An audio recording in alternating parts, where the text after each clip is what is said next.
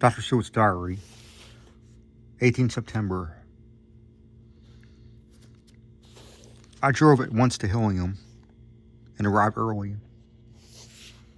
Keeping my cab at the gate, I went up the avenue alone. I knocked gently and rang quietly as possible, for I feared to disturb Lucy or her mother, and hoped to bring only a servant to the door.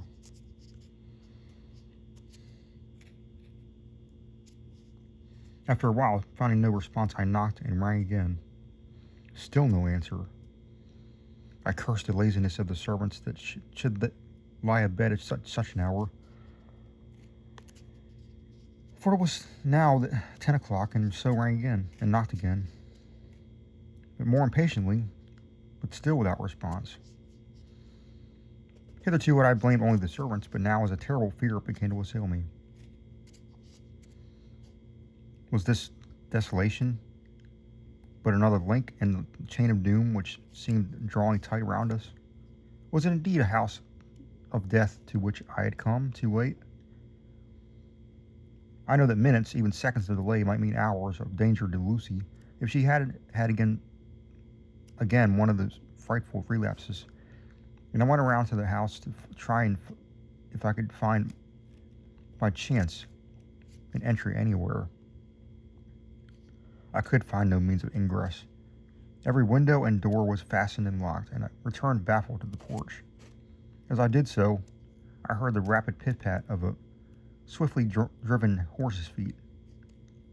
They stopped at the gate, and a few seconds later I met Van Helsing running up the avenue. When he saw me, he gasped out, "Then it was you, and just arrived. And how is she? Are we too late? Did you not get my telegram?" I answered as quickly and coherently as I could that I only got his telegram early in the morning, and had not a minute in coming here, and that I could not make anyone in the house hear me. He paused and raised his hat as he said solemnly, "Then I fear we are too late. God's will be done." With his usual recuperative energy, he went on, "Come. If there be no way open to get in, we must make one. Time is all in all to us now." We went around to the back of the house where there was a kitchen window. The professor took a small surgical saw from his case and, handing it to me, pointed to the iron bars which guarded the window. I attacked them at once and had very soon cut through 3 of them. Then with a long, thin knife we pushed back the fastenings of the sashes and opened the window. I helped the professor in and followed him. There was no one in the kitchen or in the servants' room, which were close at hand. We tried all the rooms as we went along, and in the dining room, dimly lit rays by rays of light through the shutters, found 4 servant women lying on the floor. There was no need to think them dead, for the stertorous breathing and acrid smell of laudanum in the room left no doubt as to their condition. Van Helsing and I looked at each other, and as we moved away, he said, "We can attend to them later." Then we ascended to Lucy's room, and for an instant or two we paused at the door to listen, but there was no sound that we could hear. With white faces and trembling hands, we opened the door gently and entered the room. How shall we describe what we saw? On the bed lay 2 women, Lucy and her mother. The latter lay farthest in, and she was covered with a white sheet, the edge of which had been blown back by the draught through the broken window, showing the drawn white face with a look of terror fixed upon it. By her side lay Lucy, with the face white and still more drawn. The flowers which had been round her neck we found upon her mother's bosom, and her throat was bare, showing the 2 little wounds which we had noticed before, looking horribly white and mangled. Without a word, the professor bent over the bed, his hand almost touching poor Lucy's breast. Then he gave a quick turn of his head as one who listens, and leaping to his feet, he cried out to me, "It is not too late. Quick, quick, bring the brandy." I flew downstairs and returned with it, taking care to smell and taste it, lest it too were drugged like the decanter of sherry which I found on the table. The maids were still breathing, but more restlessly, and I fancied that the narcotic was wearing off. I did not stay on to make sure, but returned to Van Helsing. He rubbed the brandy on another occasion on her lips and gums and on her wrists and the palms of her hands. He said to me, "I can do this. All that can be present at the moment. All that can be at the present. You go wake those maids, flick them in the face with a wet towel and flick them hard. Make them get heat and fire and a warm bath. This poor soul is nearly as cold as that beside her. She will need to be heated before we can do anything more." I went at once and found little difficulty in waking 3 of the women. The 4th was only a young girl, and the drug had evidently affected her more strongly, so as I lifted her on the sofa and let her sleep. The others were dazed at first, but as a remembrance came back to them, they cried and sobbed in a hysterical manner. I was stern with them, however, and would not let them talk. I told them that one life was bad enough to lose, and if they delayed, they would sacrifice Miss Lucy. So, sobbing and crying, they went about their way, half-clad as they were, and prepared water and fire. Fortunately, the kitchen and boiler's fires were still alive, and there was no lack of hot water. We got a bath and carried Lucy out as she was and placed her in it. Whilst we were busy chafing her limbs, and there was a knock at the hall door, one of the maids ran off and hurried on with some more clothes, and opened it.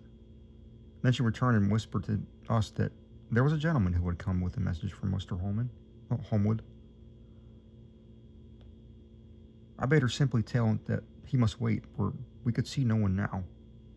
She went away with the message and, engrossed with our work, I clean forgot about him.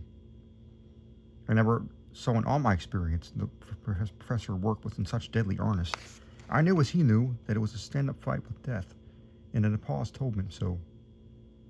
He answered me in a way that I did not understand, but with the sternest look that his face could wear. If that were all, I would stop here where we are now and let her fade away into peace, for I see no life in light over her horizon. He went on with his work, as if possible, renewed and more frenzied vigor. Presently, we both began to be conscious that the heat was beginning to be of some effect. Lucy's heartbeat was a trifle more audibly to the stethoscope, and her lungs had perceptible movement. Van Helsing's face almost beamed as we lifted her from the bath and rolled her on the hot sheet to dry her. He said to me, "Oh, the first gain is ours. Check to the king."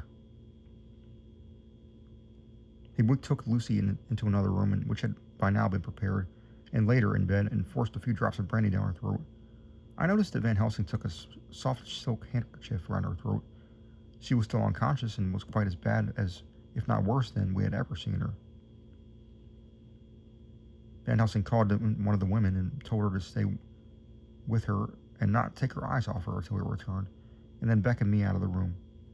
"We must consult as to what is to be done," he said as we descended the stairs. In the hall, to be open, the dining room door. As we passed in, he closed the door carefully behind him. The shutters had been opened, and the blinds were already down, with the obedience to the etiquette of death which the British women of the lower classes always rigidly observes.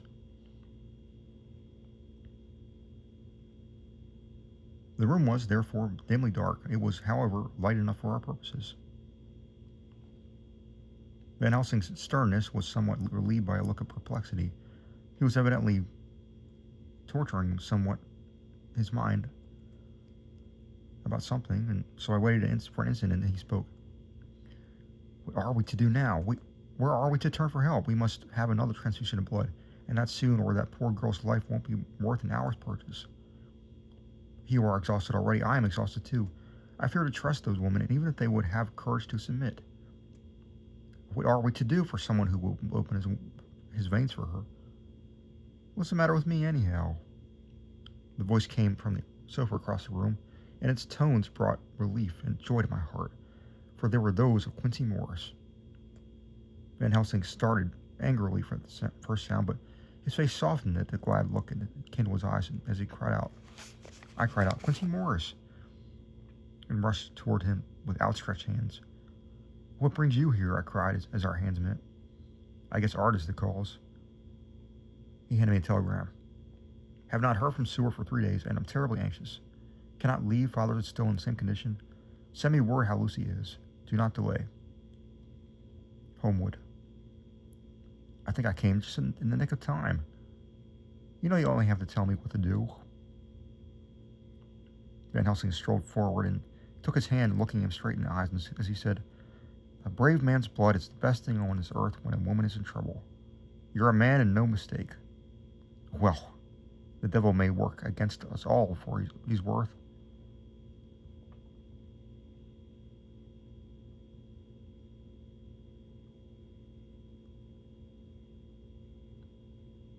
But God sends men when we want them. Once again, we went through this ghastly operation. I have not the heart to go through with the details. Lucy got a terrible shock, and it told on her more than before. For though plenty good of blood went into her veins, her body did not respond to the treatment as well as in other occasions. Her struggle back into life was something so frightful to see and hear. However, the action of both the heart and lungs improved, and Van Helsing made a subcutaneous injection of morphia, as before, with good effect. Her faint became a profound slumber. The professor watched while I went downstairs with Quincy Morris, and sent one of the maids to pay off one of the cabmen who were waiting. I left Quincy laying down after a glass of wine and told the cook to get ready a good breakfast. Then a thought struck me, and I went back around to the room Lucy now was. When I came softly in, I found Van Helsing with a sheet or two notepaper in his hand. He had evidently read it and was thinking it over as he sat with his hand to his brow. There was a look of grim satisfaction in his face, as of one who has had a doubt solved. He handed me the paper, saying only, "I dropped from Lucy's breast when we carried her to the bath." When I read it, I stood looking at the professor, and after a pause asked him, "In God's name, what does it all mean? Was she, or is she mad? Or what sort of horrible danger is it?" I was so bewildered that I did not know what to say more.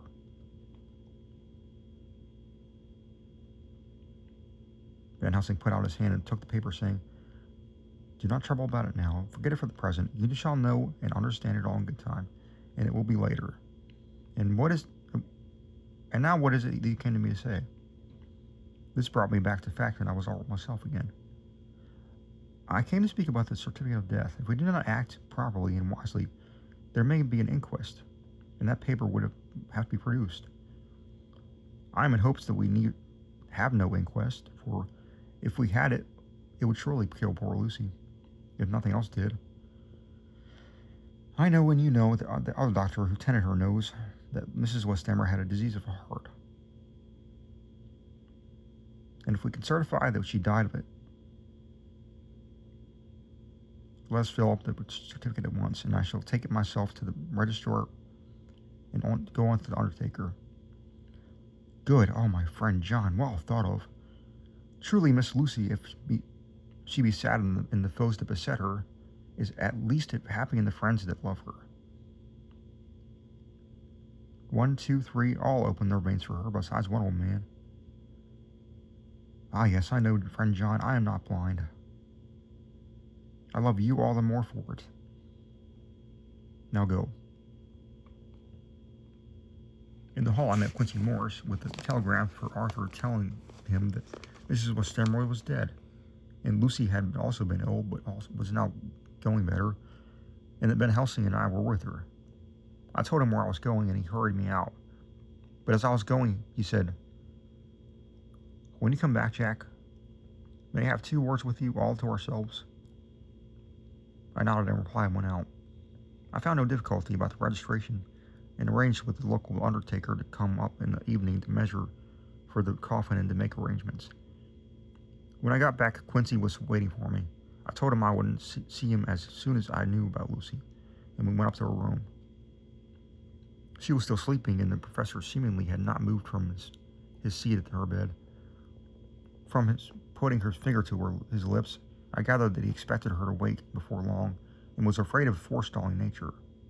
So I went down to Quincy and took him into the breakfast room, where the blinds were not drawn down, which was a little more cheerful, or rather less cheerless, than the other rooms. When we were alone, he said to me, "Jack Seward, I don't want to shove myself in anywhere where I have no right to be, but this is no ordinary case. You know I love that girl and wanted to marry her, but although that's all past and gone, I can't help feeling about her all the same. What is it that's wrong with her? The Dutchman and all the fine old fellow he is. I could see that. So that the time you two came in the room, that you must have had another transfusion of blood, and that both of you were exhausted. Now I know well that you medical men speak in camera, and that a man must not expect to know what they consult about in private. But this is no common matter, and whatever it is, I've done my part. Is not that so?" "That's so," I said. He went on. "I take it that both of you and Van Helsing had already done what I did today? Is not that so?" "That's so. And I guess Art was in it too. When I saw him 4 days ago down in his own place, he looked queer. I have not seen anything pulled down so quick since I was on the pampas and had a mare that I was fond of go to grass all in the night. One of those big bats they call vampires had got her in the night, and what with its gorge and the vein left open, there wasn't enough blood in her to let her stand up, and I had to put a bow on her, though, through her as she lay. Jack, if you may tell me without betraying confidence, Arthur was the first. Is not that so?" As he spoke, the poor fellow looked terribly anxious. He was in a torture of suspense regarding the woman he loved, and his utter ignorance of the terrible mystery which seemed to surround her intensified his pain. His very heart was bleeding, and it took all the manhood out of him. And there was a royal lot of it, too, to keep him from breaking down. I paused before answering, for I felt that I must not betray anything which the professor had wished to keep secret.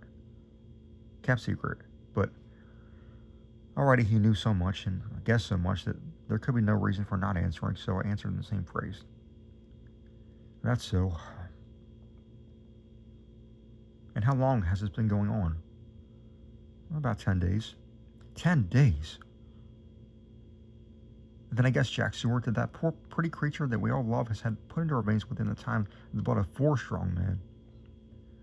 Oh, man alive, her whole body wouldn't hold it." Then coming close to me, he spoke in a fierce half-whisper. "What took it out?"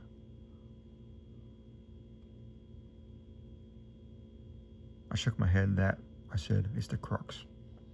Van Helsing is simply frantic about it, and I am at my wit's end. I cannot even hazard a guess. There has been a series of little circumstances which have thrown out all of our calculations as to Lucy being properly watched, but these shall not occur again. Here we stay until all be well or ill." Quincy held out his hand. "Count me in," he said. "You and the Dutchman will tell me what to do, and I'll do it." When she woke late in the afternoon, Lucy's movement was to feel on her breast, and to my surprise produced the paper which Van Helsing had given me to read. The careful professor had placed it where it had come from, lest on waking she shall be alarmed. Her eyes then lit on Van Helsing and me too, and gladdened. Then he looked round the room, and seeing where she was, shuddered. She gave a loud cry and put her poor thin hands before her face. We understood what was meant, but as she realized to the full her mother's death. So we tried what was to comfort her. Doubtless sympathy eased her somewhat, but she was very low in thought and spirit, and wept silently and weakly for a long time. We told her that either or both of us would remain with her all the time, and that seemed to comfort her. Towards dusk, she fell into a doze, and here a very odd thing occurred. While still asleep, she took the paper from her breast and tore it in two. Van Helsing stepped over and took the pieces from her. All the same, however, she went on with acting of tearing, as though the material were still in her hands. Finally, she lifted her hands and opened them as though scattering the fragments. Van Helsing seemed surprised, and his brows gathered as if in thought. But he said nothing.